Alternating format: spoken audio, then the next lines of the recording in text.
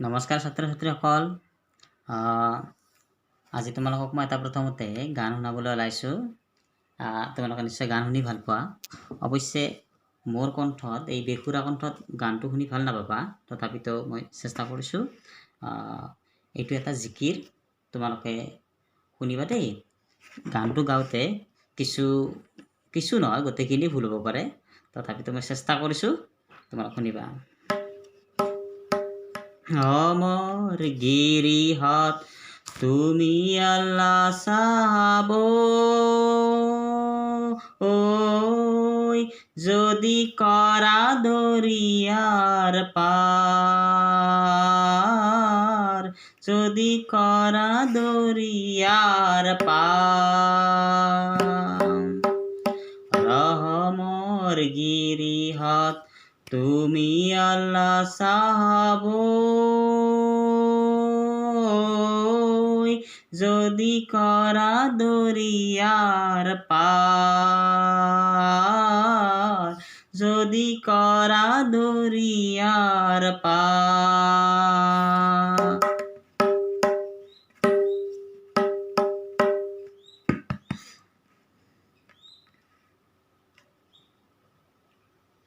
চিন্তু হেরা মোর মন আল্লাহরে নাম,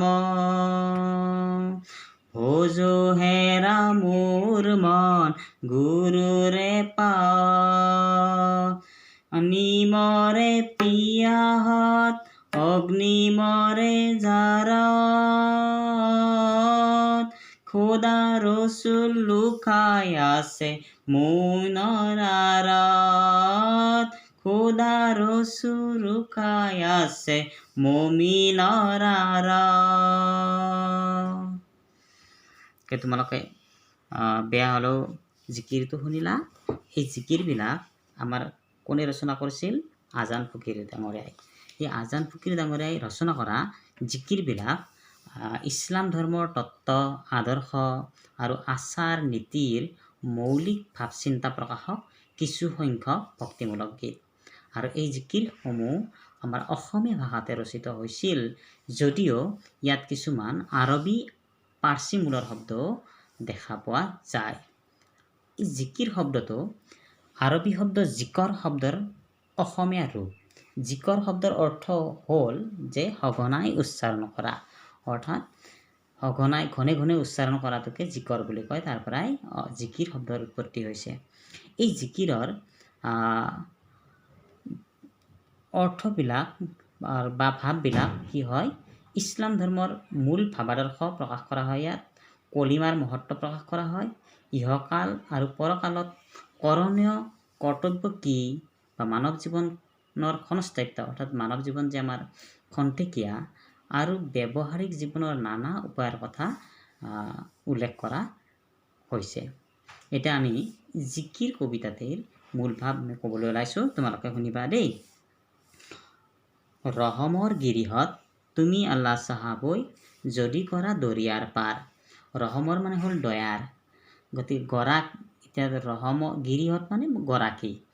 ৰহমৰ দয়াৰ গৰাকী তুমি আল্লাহ চাহাবৈ, হে আল্লাহ তুমি দয়াৰ গৰাকী, যদি কৰা দৰিয়াৰ পাৰ।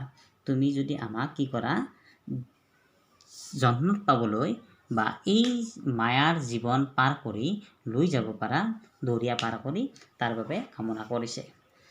তাৰপিছত কোৱা হৈছে, চিন্তু হেৰা মোৰ মন আল্লাহৰ নামত, ভোজো হেৰা মোৰ মন গুৰুৰে পাৱত। যে কৈছে যে মন, আমাৰ যি মন আছে, সদায় আল্লাহৰ নামতে চিন্তা কৰি থকা যায়, আৰু সেইজনক আমি ভোজ মানে প্ৰাৰ্থনা কৰোঁ, তেওঁৰ ওচৰত শৰণাপন্ন হওঁ, সেইজন গুৰুৰ পাৱত, যিজনে আমাক আল্লাহৰ ওচৰলৈকে লৈ যাব, আমি আল্লাহৰ ওচৰলৈকে যাব পাৰোঁ। তাৰপিছত কৈছে, পানী মৰে পিয়াহত অগ্নি মৰে জাৰত, খোদা ৰচুল লুকাই আছে মুমিনৰ আঁৰত। পানী মৰে পিয়াহত, আচলতে পানীৰ তৃষ্ণা নিবাৰণ কৰাৰ ক্ষমতা থাকে, কিন্তু পানীয়ে নিজে গম নাপায় যে পানীৰ তৃষ্ণা নিবাৰণৰ ক্ষমতা বা সামৰ্থ্য থাকে। গতিকে পানীৰ অভাৱত তৃষ্ণাতুৰ হৈ পৰে বুলি কোৱা হৈছে। আকৌ অগ্নি মৰে জাৰত, অগ্নিৰো তেনেদৰে জাৰ কমোৱাৰ বা ঠাণ্ডা কমোৱাৰ ক্ষমতা থাকে, কিন্তু অগ্নিয়ে নিজে নাজানে যে তেওঁৰ মাজত এনেকুৱা এক শক্তি আছে। গতিকে অগ্নিয়েও জাৰ অনুভৱ কৰে বা ঠাণ্ডা অনুভৱ কৰে বুলি ইয়াতে কোৱা হৈছে। ঠিক তেনেদৰে খোদা ৰচুল লুকাই আছে মমিনৰ আঁৰত। যে খোদা ৰচুল মানে হ'ল দূত, যে আল্লাহৰ দূত। যে আল্লাহৰ দূত ক'ত লুকাই আছে? মমিনৰ আঁৰত।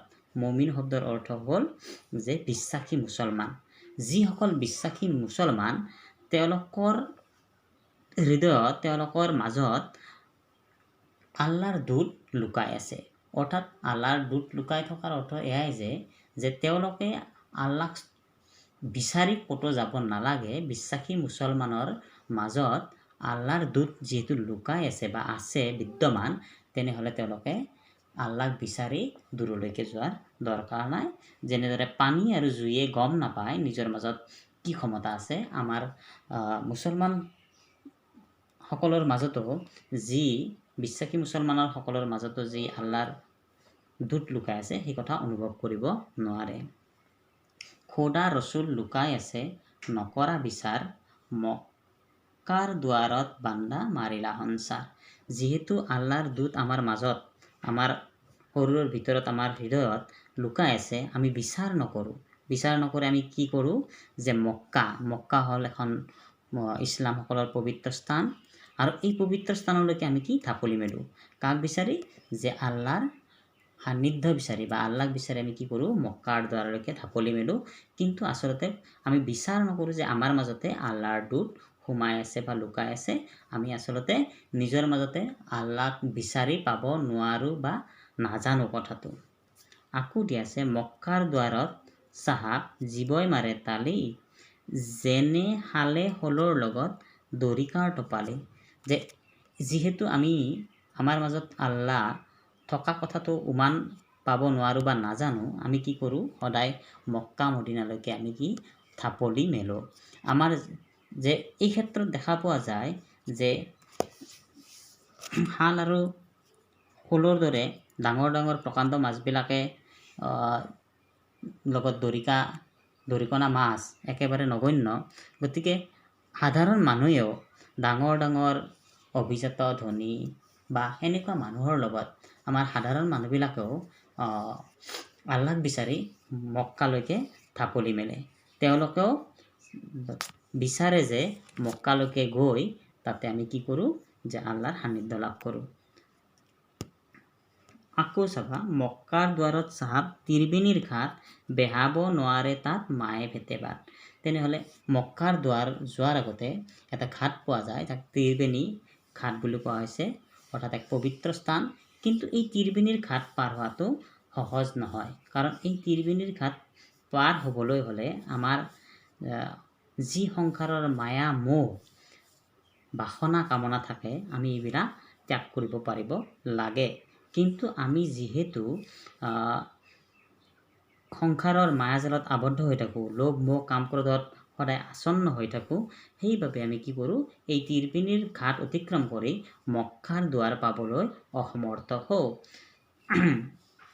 তাৰপিছতে দিয়া আছে আসমানৰ কুতুব তৰা, আদমৰ জাত সজাত মইনা আছে ঘনে লগাই মাত। আসমানৰ কুতুব, আসমান মানে আকাশ, আকাশ কুতুব মানে ধ্ৰুৱ তৰা বুলি কোৱা হৈছে। যে আদম হ'ল ইছলাম ধৰ্ম মতে মানৱ জীৱনৰ বা যি আমাৰ মানৱ সৃষ্টি হৈছিল তাৰ প্ৰথমটো মানুহেই হৈছিল বা মানৱেই হৈছিল আদম।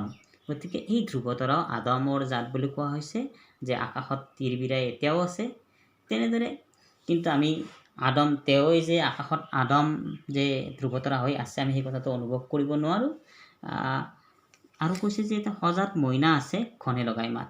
সেনেদৰে আমাৰ শৰীৰৰ ভিতৰত এক আত্মা আছে, আৰু সি সদায় কি কৰি থাকে? আমাক বিভিন্ন ধৰণে আমাক ঠিক প্ৰলোভিত বুলি ক'ব পাৰি, উচতনি দিয়া বুলি ক'ব পাৰি, বা আমাৰ সদায় বিচাৰে, আমাৰ আত্মাটোৱে, আমাৰ মনটোৱে, আমাৰ শৰীৰত থকা মন বা আত্মাই কি বিচাৰে? সদায় যে বিভিন্ন ইচ্ছা বাসনা থাকে, আৰু এইমতে আমি কাৰ্য কৰি যাওঁ। আমাৰ শৰীৰটোৱে আমাৰ মনৰ মতে মনটোৱে যেনেধৰণে বিচাৰে সেইফালে আমি গতি কৰোঁ। লোভ মোহ কাম ক্ৰোধৰ বশৱৰ্তী হৈ আমি য'তে ত'তে যি টি কাৰ্যত লিপ্ত হোৱা দেখা যায়। আল্লাহৰ স্তুতি বা আধ্যাত্মিকতাৰ পৰা আঁতৰি থাকোঁ, সেই কথাটো কোৱা হৈছে যে আমাৰ সদায় কিবা এটা নহয় কিবা এইবিলাক ক্ষেত্ৰতে আমাৰ আত্মাই ব্যস্ত হৈ থাকে। সজাৰ মইনাটিৰ অনেক যুগতি দেওমাৰি পাৰ হ'লে এৰিলে প্ৰীতি।